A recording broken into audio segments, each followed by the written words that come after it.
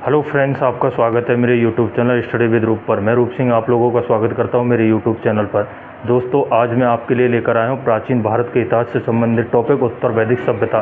दोस्तों, अगर वीडियो अच्छी लगे तो वीडियो को लाइक करना, अगर चैनल पर नए हो तो चैनल को सब्सक्राइब जरूर करना। चलो दोस्तों, देखते हैं उत्तर वैदिक सभ्यता। उत्तर वैदिक सभ्यता का काल दोस्तों 1000 BC से 600 BC के मध्य के काल को उत्तर वैदिक सभ्यता कहा जाता है। उत्तर वैदिक सभ्यता को हम निम्नलिखित पॉइंटों से क्लियर करने वाले हैं दोस्तों। चलो इनको समझते हैं अच्छे से। लगभग 1000 BC के आसपास लोहे की खोज ने संपूर्ण व्यवस्था को प्रभावित किया था। दोस्तों, उत्तर वैदिक काल में लोहे की खोज हुई थी। लोहे की खोज ने एक नई क्रांति का आगाज हुआ, जिससे कि आर्थिक जीवन, राजनीतिक जीवन, सभी क्षेत्र में इस लोहे की खोज ने एक अपना अच्छा योगदान प्रस्तुत किया दोस्तों। जैसे आर्थिक व्यवस्था मजबूत हुई, राजनीतिक व्यवस्था को भी प्रभावित किया और सामाजिक व्यवस्था को भी प्रभावित किया, और दोस्तों धार्मिक व्यवस्था को भी लोहे के आविष्कार ने प्रभावित किया। चलो दोस्तों, देखते हैं राजनीतिक जीवन।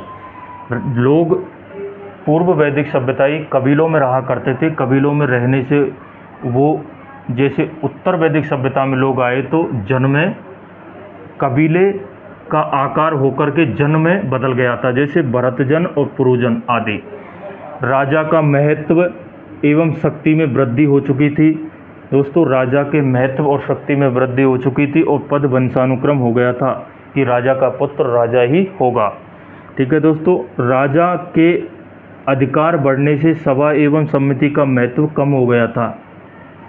राजा के अधिकारों को बढ़ा दिया गया था, जिसकी वजह से सभा एवं समिति के जो महत्व थे वो कम हो गए थे। रत्निन की संख्या बढ़ गई थी, 17 हो गई थी, और पूर्व वैदिक काल में कितनी थी? 7 दोस्तों।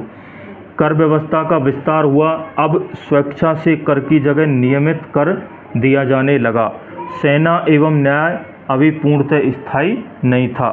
सेना और न्याय की व्यवस्था पूर्णतः स्थायी नहीं थी। कर स्वेच्छा से देने लग गए थे।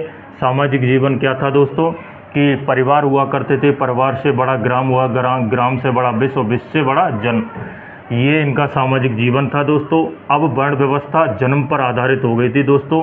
जो ब्राह्मण में जन्म लेगा वो ब्राह्मण कहलाएगा, वो शूद्र में जन्म लेगा तो शूद्र कहलाएगा। जैसे ब्राह्मण, क्षत्रिय, वैश्य और शूद्र 4 वर्गों में विभाजित किया गया था। गोत्र होता था दोस्तों, गौधन एकत्रित करने को ही गोत्र कहा जाता था। आश्रम व्यवस्था की शुरुआत हो गई थी दोस्तों। पहला आश्रम ब्रह्मचर्य जो 0 से 25 वर्ष, दूसरा आश्रम गृहस्थ जो 25 से 50 वर्ष तक, तीसरा वानप्रस्थ जो 50 से 75 वर्ष तक, और तीसरा सन्यासी आश्रम जो 75 से 100 वर्ष तक।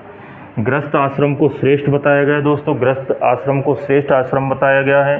स्त्रियों की स्थिति में गिरावट आई थी दोस्तों।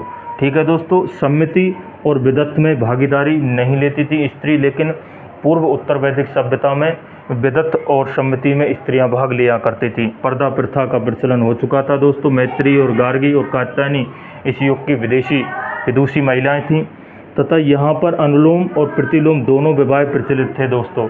ठीक है दोस्तों, यहाँ का आर्थिक जीवन क्या था कि प्रमुख व्यवसाय था जो कृषि था दोस्तों। क्या था? कृषि। लोहे की खोज ने प्रमुख व्यवसाय कृषि को कर दिया था दोस्तों। काठक संहिता में 24 बैलों के हल का वर्णन मिलता है। काठक संहिता में 24 हलों का वर्णन मिलता है। जो काठक संहिता थी उसमें 24 बैलों वाले हलों का वर्णन मिलता है दोस्तों। और दूसरा प्रमुख व्यवसाय था दोस्तों पशुपालन।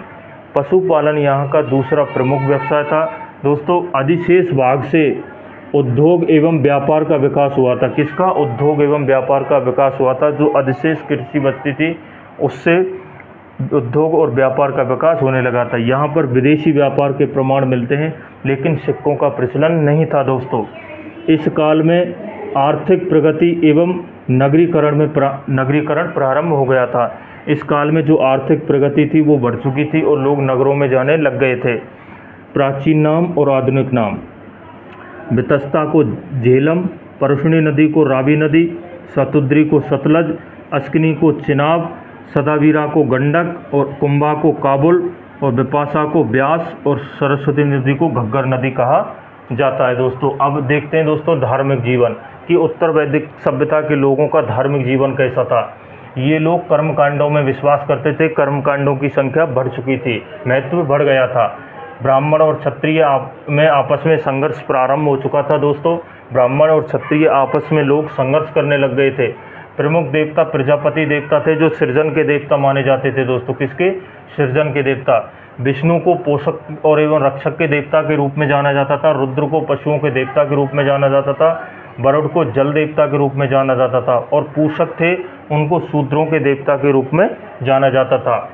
राजसूय यज्ञ यहाँ प्रतिष्ठा के लिए, मान मर्यादा और प्रतिष्ठा के लिए किया जाता था। और वाजपेयी यज्ञ था वो शांति प्रदर्शन के लिए किया जाता था। जो अश्वमेध यज्ञ था वो राज्य विस्तार के लिए किया जाता था। और जो यज्ञ और कर्मकांड में बलि प्रथा थी दोस्तों, उत्तर वैदिक काल में जो यज्ञ और कर्मकांड किए जाते थे उनमें बलि की प्रथा भी थी। उपनिषदों में इस बलि की प्रथा को निंदनीय बताया गया है। दोस्तों अगर वीडियो अच्छी लगी हो तो वीडियो को लाइक करना। अगर आप चैनल पर नए हो तो दोस्तों चैनल को सब्सक्राइब जरूर करना। दोस्तों चलो स्क्रीनशॉट ले लो। मिलते हैं नेक्स्ट वीडियो में। नमस्कार दोस्तों।